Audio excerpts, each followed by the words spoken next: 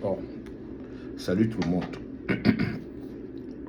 Je suis Georges Chalem-Bouyer, enseignant d'un jour, enseignant pour toujours.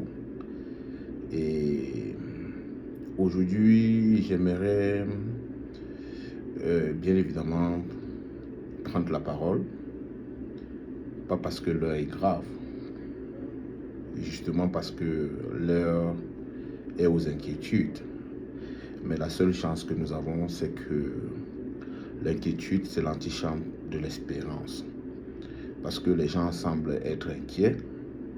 Moi, j'ai la ferme conviction que nous sommes dans l'antichambre qui va nous conduire vers beaucoup plus de quiétude. Et je prends la parole aujourd'hui comme un enfant du Mungu. Je pense que les événements qui se passent au Cameroun, pas seulement aujourd'hui, je prends depuis les années 90, l'année où nous avons commencé, les gens de mon âge, à être beaucoup plus conscients. Ces événements qui se passent depuis 1990 ont fait de nous, les enfants du Mungu, les premières victimes des discours clivants, des discours haineux et surtout de la marginalisation de ce que les uns appellent allogène. Pour ceux qui ne le savent pas, nous étions des hommes intégrés, nous étions assimilés et il était difficile, dans notre cas, que nos parents nous parlent de nos origines identitaires. J'ai souvent l'habitude d'entendre les gens dire que chacun vient de quelque part et que des communautés existent. Nous étions ces enfants qui étions les enfants du Mungu, tout simplement. Chacun se reconnaissait comme un enfant de Manga, de Loum, de Mandjo, de Konsamba, de Mélon. Nous ne venions pas de quelque part, nous étions de quelque part. La seule communauté qui existait à nos yeux, c'était la communauté des anciens élèves d'eux. C'est la raison pour laquelle, pour nous qui avons mon âge, à l'université, les associations les plus populaires, c'était les associations des anciens élèves d'eux. CES de Banga, CES de Loum, CES de Mandjo, lycée du Malingoba et j'en passe. Il y avait très peu les associations qui faisaient référence à l'ère sociologique d'où on vient. Et est arrivé cette année 1990 avec un nouveau concept qui apparaît sur la scène nationale, le concept Anglo-Bami. En réalité, le concept de l'exclusion et de la marginalisation, avec des rappels sans cesse de chacun vient de quelque part. Nous ne ressentions pas que nous étions marginalisés, mais seulement chaque chose se traduit par des actes. C'est ainsi que pour quelqu'un comme moi, je serai obligé de découvrir, je préfère dire le village de mon père, en 2002.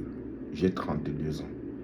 C'est-à-dire après près de 11 000 jours de séjour sur terre, je vais découvrir le village de mon père à la suite du décès de mon jeune frère. Ça, c'est en 2002. Après avoir mis sous terre en Banga, ma grand-mère maternelle, mes frères, mes sœurs et mes oncles. Donc, la rupture sur le plan politique et la crainte de voir nos restes être saccagés vont amener nos parents à migrer vers d'où ils viennent, comme les gens le disent. La conséquence est immédiate parce que après les frères et les sœurs ce sont les restes des parents qui vont y aller, avec définitivement le transfert du développement du Mungu vers la zone du Grand Ouest. Au point où aujourd'hui, pour moi qui suis résident aux États-Unis, mon passage dans ma ville natale, qui est ma ville, qui m'a vu naître, est juste un passage en flèche.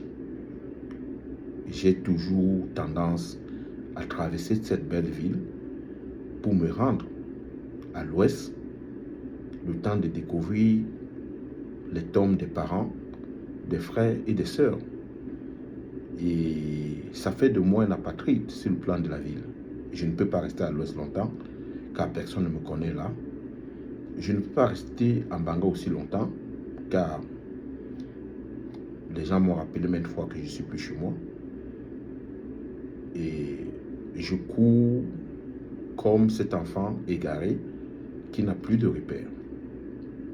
Au moment où les gens doivent s'arrêter pour évaluer les conséquences des politiques, on fait apparaître encore un nouveau crime, un crime moral qui ferait non seulement de nos parents des étrangers, mais des génocidaires. Et je vois des amis que j'ai connus depuis 30 ans partager des vidéos comme celle-là. Et je me pose bien la question de savoir qu'est-ce qui peut bien se passer dans la tête des gens pour qu'ils se comportent ainsi. Qu'est-ce qui peut bien se passer dans la tête des gens pour qu'ils soient devenus aussi fragiles?